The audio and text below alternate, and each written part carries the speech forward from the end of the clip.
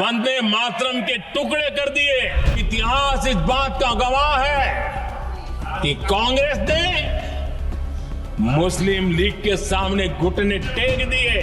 हम देश के लिए हैं, आप चुनाव के लिए हैं, हम देश के लिए हैं। पंडित नेहरू जी ने तो वंदे मातरम को छांट दिया था, काट दिया था, उसके बाद देश को बांट दिया था। और ये एक आदत है सर, ये मेरे पास एक टेबल है कि जब जब प्रधानमंत्री मोदी जी किसी भी विषय पे बोलते हैं तो पंडित नेहरू जी का नाम कितने बार लेते हैं और कांग्रेस पार्टी का नाम कितने बार लेते हैं। कौन बैठाने वाला है? कौन बैठाएगा? क्या बात करते हैं?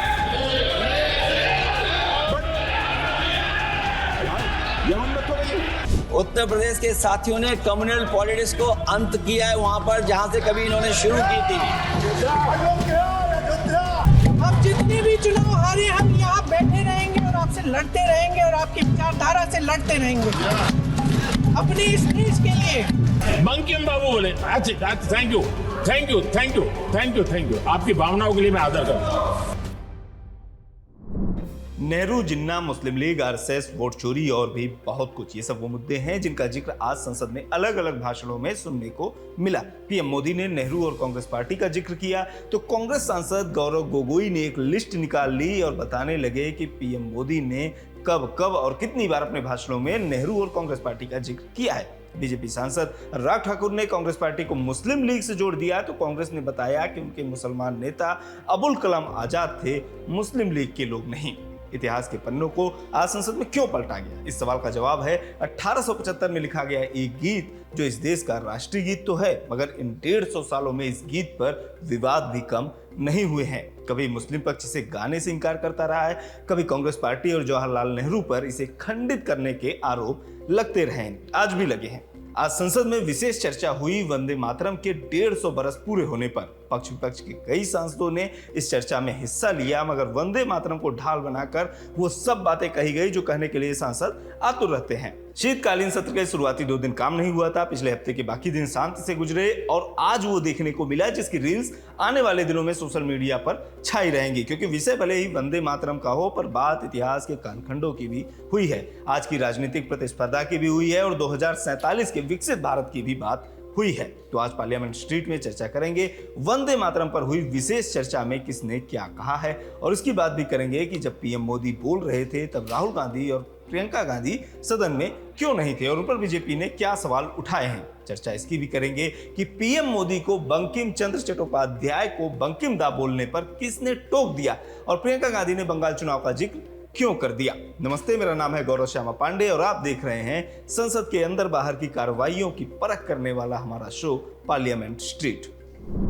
2 दिसंबर को लोकसभा के स्पीकर ओम बिरला ने सभी सांसदों के साथ मीटिंग की थी और तय ये हुआ था कि आज यानी 8 दिसंबर को वंदे मातरम के 150 सालों पर चर्चा की जाएगी और कल चर्चा होगी चुनाव सुधारों पर, जिसकी लंबे समय से मांग विपक्ष कर रहा है SIR को लेकर। आज प्रश्नकाल के बाद चर्चा शुरू हुई और पीएम नरेंद्र मोदी सबसे पहले बोलने के लिए खड़े हुए। इस दौरान कांग्रेस पार्टी का शीर्ष नेतृत्व यानी जो हाईकमान है, चाहे वो नेता प्रतिपक्ष राहुल गांधी हो या फिर वायनाड से सांसद प्रियंका गांधी हो जो कांग्रेस की महासचिव भी है, वो सदन में मौजूद नहीं थे। उनके एब्सेंट होने पर सवाल भी उठे जिसका जिक्र आगे करेंगे। पीएम मोदी ने वंदे मातरम पर बात करते हुए जिक्र बंकिम चंद्र चट्टोपाध्याय का किया और बताया कि 1875 में ये गीत उन्होंने लिखा था और 1896 में रविन्द्रनाथ टैगोर ने पहली बार इसे गाया था। इसके अलावा पीएम मोदी ने कहा कि वंदे मातरम आजादी की लड़ाई की निशानी भी है और इसी गीत ने आजादी की लड़ाई को बल भी दिया। जिक्र किया गया 1905 का, जब बंगाल में वंदे मातरम गाने की वजह से अंग्रेजी हुकूमत लोगों को जेल में डाल दे रही थी। पीएम मोदी के भाषण के दौरान एक टीएमसी सांसद की तरफ से रोक टोक हुई तो संसद में 2 लाइट मोमेंट्स भी देखने को मिले कि बंगाल की धरती से निकला बंकिम दा का ये भाव सूत्र। बंकिम बाबू बोले अच्छा thank you thank you thank you thank you thank you. आदरणीय अध्यक्ष जी, दादा तबीयत तो ठीक है ना? नहीं, कभी कभी इस उम्र में हो जाता है। पीएम का भाषण बढ़ते बढ़ते 2047 तक भी आया। उन्होंने कहा कि वंदे मातरम को प्रेरणा स्रोत बनाकर 2047 तक विकसित भारत बनाया जाएगा और इसके बाद जिक्र हुआ कांग्रेस पार्टी और जवाहरलाल नेहरू और मुस्लिम लीग का। कांग्रेस पर पीएम मोदी ने क्या आरोप लगाया, आइए सुनते हैं। कांग्रेस की तरफ से बयान आया कि 26 अक्टूबर से कांग्रेस कार्य समिति की एक बैठक कोलकाता में होगी, जिसमें वंदे मातरम के उपयोग की समीक्षा की जाएगी।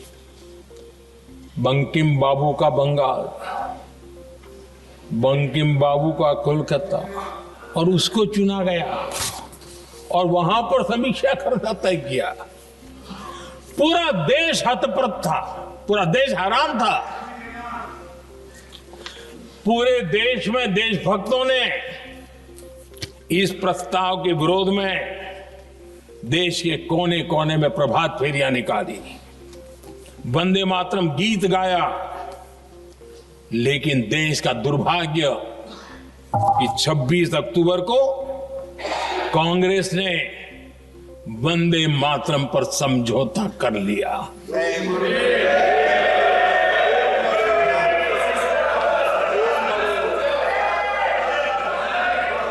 वंदे मातरम के टुकड़े करने के फैसले में, वंदे मातरम के टुकड़े कर दिए। उस फैसले के पीछे नकाब ये पहना गया, चोला ये पहना गया कि ये तो सामाजिक सद्भाव का काम है। लेकिन इतिहास इस बात का गवाह है कि कांग्रेस ने मुस्लिम लीग के सामने घुटने टेक दिए और मुस्लिम लीग के दबाव में किया। और कांग्रेस का ये तुष्टीकरण की राजनीति को साधने का एक तरीका था। आदरणीय अध्यक्ष जी, तुष्टीकरण की राजनीति के दबाव में कांग्रेस वंदे मातरम के बंटवारे के लिए झुकी। इसलिए कांग्रेस को एक दिन भारत के बंटवारे के लिए झुकना पड़ा। प्रधानमंत्री सदन के नेता होते हैं और नेता प्रतिपक्ष हैं कांग्रेस सांसद राहुल गांधी। लेकिन जब प्रधानमंत्री भाषण दे रहे थे तब राहुल गांधी सदन में नहीं थे। मीडिया ने सवाल किया तो उन्होंने क्या कहा वो भी सुन लीजिए। सर पीएम का भाषण नहीं सुना आपने? सर प्रधानमंत्री के भाषण पे कुछ बोलिए। नहीं बोल। अपने भाषण के बाद पीएम मोदी सदन से उठकर चले गए। कांग्रेस की तरफ से प्रियंका गांधी वाड्रा ने भी अपनी बात रखी। प्रियंका ने बंगाल चुनाव को लेकर क्या कहा वो भी सुनिए। आप नेताजी के लफ्ज नहीं सुनना चाहते? बंगाल का चुनाव आ रहा है, सुनिए सुनिए सुनिए सुनिए। हाँ कोई बात नहीं, हम तो देश के लिए हैं, हम देश के लिए हैं। आप चुनाव के लिए, हम देश के लिए हैं। हम जितने भी चुनाव हारे, हम यहाँ बैठे रहेंगे और आपसे लड़ते रहेंगे और आपकी विचारधारा से लड़ते रहेंगे। अपने इस देश के लिए, अपनी इस मिट्टी के लिए लड़ते रहेंगे। आप हमें रोक नहीं सकते। प्रियंका गांधी ने इसके बाद कहा कि मोदी जी ने अपने भाषण में कहा 1896 में गुरुदेव रविंद्रनाथ टैगोर जी ने पहली बार वंदे मातरम गीत को एक अधिवेशन में गाया। लेकिन प्रधानमंत्री जी ये नहीं बता पाए कि वो कांग्रेस का अधिवेशन था। आखिर नरेंद्र मोदी किस बात से कतरा रहे थे। प्रियंका ने इसके साथ साथ ये भी आरोप लगाया कि वंदे मातरम पर चर्चा इसलिए हो रही है क्योंकि बंगाल चुनाव आने वाले हैं। कांग्रेस पार्टी ने एक्स पर लिखा है कि एक, बंगाल में चुनाव आने वाला है, ऐसे में हमारे प्रधानमंत्री महोदय अपनी भूमिका बनाना चाहते हैं। और दूसरा, जिन्होंने स्वतंत्रता की लड़ाई लड़ी, देश के लिए कुर्बानियां दी, ये सरकार उन पर नए आरोप लादने का मौका चाहती है। इसके अलावा और क्या बोली है प्रियंका गांधी वो भी सुन लीजिए। कांग्रेस के हर एक अधिवेशन में 1905 से लेकर आज तक सामूहिक तौर पर वंदे मातरम गाया जाता है। आपके अधिवेशनों में गाया जाता है कि नहीं, ये बताइए, ये बताइए। चाहिए है अध्यक्ष महोदय कि आज मोदी जी वह प्रधानमंत्री नहीं रहे जो एक समय में थे। सच ये है कि ये दिखने लगा है, उनका आत्मविश्वास घटने लगा है, उनकी नीतियां देश को कमजोर कर रही हैं। और मेरे सत्ता पक्ष के साथी चुप इसलिए हैं क्योंकि अंदर अंदर से वे भी इस बात से सहमत हैं। के लोग खुश नहीं हैं अध्यक्ष महोदय, परेशान हैं, तमाम समस्याओं से घिरे हुए हैं, तमाम समस्याओं से घिरे हुए हैं और उन समस्याओं का हल आप निकाल नहीं रहे हैं। सच्चाई ये है कि इनका शासन दमन का शासन है, इनकी राजनीति दिखावे की राजनीति है, इवेंट मैनेजमेंट की राजनीति है, चुनाव से चुनाव तक राजनीति है, तरह तरह के ध्यान भटकाने वाले मुद्दों की राजनीति है। वंदे मातरम इस देश की उन्हीं उम्मीदों की गुहार है जिन्हें आपका शासन हर रोज ठुकरा रहा है। बीजेपी सांसद अनुराग ठाकुर ने भी कांग्रेस पार्टी और कांग्रेस परिवार पर कई आरोप लगाए। मुस्लिम लीग का भी जिक्र किया और बात की कि राहुल गांधी और प्रियंका गांधी प्रधानमंत्री नरेंद्र मोदी के भाषण के दौरान क्यों मौजूद नहीं थे। क्या बोले अनुराग ठाकुर, वो भी सुन लीजिए। वंदे मातरम सिर्फ गीत नहीं बल्कि राष्ट्रीय प्रेम की रीत है और इसलिए कांग्रेस इससे भयभीत है। और भयभीत तो इतनी है साहब कि जब इसकी चर्चा शुरू हुई, माननीय प्रधानमंत्री जी सदन में थे, तब भी जिस परिवार को दशकों तक इस देश में नेतृत्व करने का मौका मिला, उसके 2 सदस्य सदन में ही उपस्थित नहीं थे। इतना भय, या मैं तो कहूंगा पंडित नेहरू जी ने तो वंदे मातरम को छांट दिया था, काट दिया था, उसके बाद देश को बांट दिया था। उन्होंने 2 स्टैंजा तक सीमित कर दिया था। राहुल जी ने केवल 1 लाइन गाने के लिए मजबूर कर दिया था। आज जब चर्चा हुई तो दोनों गायब ही रह गए। लेकिन मैंने सुना है अभी गलियारों में चर्चा थी कि शायद पिछले 5 दिन से प्रियंका जी मेहनत कर रही हैं, याद कर रही हैं। आज पूरा वंदे मातरम, पूरा सभी स्टैंजा बगैर पढ़े यहां पर गाने वाली है। मैंने सुना है, बाहर चर्चा चल रही थी ऐसी। अब उसका भी इंतजार रहेगा। जो इतने महापाप किए हैं, अब महापाप का प्रायश्चित करने का समय भी आ गया है। वंदे मातरम पर अपनी बात सपा नेता अखिलेश यादव ने भी रखी। इस दौरान उन्होंने बीजेपी के इतिहास की बात कर दी। कहा कि वंदे मातरम का भाव ये भी था कि कम्युनल पॉलिटिक्स नहीं चलेगी। इस दौरान अखिलेश यादव ने सपा सांसद अवधेश प्रताप को खड़ा होने के लिए क्यों कह दिया और उसके जरिए बीजेपी को लेकर क्या तंज कसा, वो भी सुनिए। सभापति महोदय, इनका इतिहास खंगाल लीजिए, पूरा निकाल लीजिए। चुनावी सभाओं में कभी बाबा साहब भीमराव अंबेडकर जी की तस्वीर ये लोग नहीं लगाते थे। ये बात अगर सही हो तो बता दो। और ये तस्वीर कब लगाना शुरू किए? इनका एक सहयोगी साथी संगठन, जिस समय समाजवादी पार्टी और बहुजन समाज पार्टी ने मिलकर के इन्हें उत्तर प्रदेश में हरा दिया था, उसी दिन के बाद से बाबा साहब भीमराव अंबेडकर की प्रतिमाओं तस्वीर लगाने लगे। सभापति महोदय, इनको देख लीजिए और फिर बैठ जाओ। सभापति महोदय, राजभर जी आप बैठिए, आपके नेता सभापति महोदय, वंदे मातरम का भाव ये भी था कि कम्युनल पॉलिटिक्स नहीं चलेगी। कांग्रेस सांसद गौरव गोगोई ने भी वंदे मातरम पर अपनी बात रखी और इस दौरान जिक्र किया प्रधानमंत्री नरेंद्र मोदी के पिछले भाषणों का और बताया कि कितनी बार नेहरू और कांग्रेस का जिक्र किया गया है। क्या बोले गौरव गोगोई, वो भी सुनिए। ये मेरे पास एक टेबल है कि जब जब प्रधानमंत्री मोदी जी किसी भी विषय पे बोलते हैं तो पंडित नेहरू जी का नाम कितने बार लेते हैं और कांग्रेस पार्टी का नाम कितने बार लेते हैं। मैं बस एक ही उदाहरण देना चाहता हूं कि इससे पहले ऑपरेशन सिंदूर का डिबेट में हमने आदरणीय प्रधानमंत्री मोदी जी को सुना। क्या आप जानना चाहेंगे कि पंडित नेहरू का नाम कितने बार उन्होंने लिया? 14 बार। ऑपरेशन सिंदूर पे 14 बार उन्होंने पंडित नेहरू का नाम लिया। और कांग्रेस पार्टी का कितने बार? 50 बार। वैसे ही जब संविधान का 75th एनिवर्सरी मनाया जा रहा था, तब 10 बार पंडित नेहरू जी का नाम लिया और 26 बार कांग्रेस पार्टी का। उस प्रकार से जब 2022 में जब राष्ट्रपति अभिभाषण पे प्रधानमंत्री मोदी जी अपना बात रख रहे थे, तो 15 बार पंडित नेहरू का नाम लिया। 2020 में, सर मैं आपके साथ तर्क वितर्क नहीं करने आया सर, 2020 में जब राष्ट्रपति अभिभाषण पर प्रधानमंत्री मोदी जी ने भाषण दिया तो 20 बार पंडित नेहरू का नाम लिया।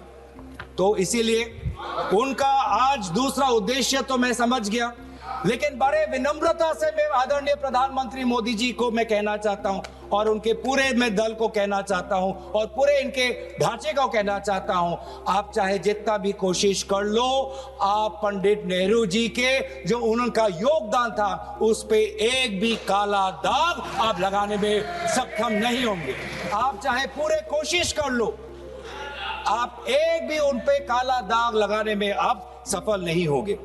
इधर टीएमसी ने एक्स पर एक वीडियो पोस्ट किया भाजपा सांसद और केंद्रीय मंत्री गजेंद्र सिंह शेखावत का कि वंदे मातरम जब महान कवि बंकिमदास चटर्जी ने लिखा, चटर्जी जी ने लिखा था, बंकिमदास चटर्जी ने लिखा, चटर्जी जी ने लिखा था, तब उन्होंने बंकिम चटर्जी ने चट्टोपाध्याय जी ने लिखा था, बंकिम चटर्जी ने चट्टोपाध्याय जी ने लिखा था और लिखा कि गजेंद्र सिंह शेखावत ने बार बार ऋषि बंकिम चंद्र चट्टोपाध्याय को बंकिमदास चटर्जी कहकर संबोधित किया, यानी ठीक से नाम नहीं लिया और भारत को वंदे मातरम देने वाले व्यक्ति के नाम को तोड़ मरोड़ दिया गया। इसके बाद लिखा गया कि बीजेपी बंगाल की विरासत को चुप नहीं करा सकती। टीएमसी सांसद महुआ मोइत्रा ने क्या कहा वो भी सुनते हैं। It is important to note here that in the next 4 stanzas that he wrote, Bankim Chandra Chattopadhyay used the words Shaptokoti, which means 7 crores. Now 7 crores in the 1871 census was the population of undivided Bengal, Bihar, Orissa and Assam. So this means that the novel, the hymn was about Bengal. The hymn was about Bengal and the mother he refers to is also in Bengal's concept and Bengal's context. This was not originally written as a nationalistic, pan-India song. It was not. Let's be very clear about that. So how did it become this nationalistic song? How does A.R. Rahman sing it in 1997? How? It was none other than the poet laureate Rabindranath Tagore who composed the first musical score of the song based on Desh Ragini around 1885. शाम 5 बजे रक्षा मंत्री राजनाथ सिंह ने भी वंदे मातरम पर अपनी बात रखी। उनका 55 मिनट का भाषण पीएम मोदी के बाद सबसे लंबा था। इस दौरान में विपक्षी सांसदों की तरफ से किसी ने टोका तो राजनाथ सिंह भड़क गए। सच्चाई है कि भारतीय मुस्लिमों ने बंकिम चंद्र चटर्जी के भाव को कौन बैठाने वाला है? कौन बैठाएगा? क्या बात करते हैं?